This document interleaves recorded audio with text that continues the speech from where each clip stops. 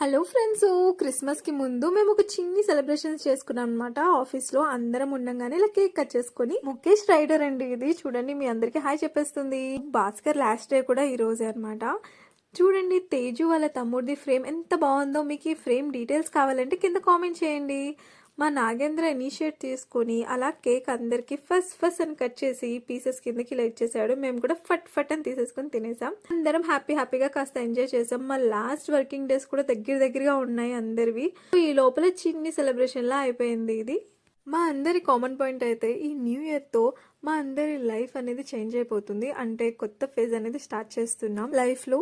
So ఏ path లో వెళ్ళినా సరే మంచిగా సక్సెస్ అవ్వాలి అందరం అని చెప్పి మంచిగా కోరుకుంటూ ఈ కేక్ కట్ చేస్తున్నట్టే.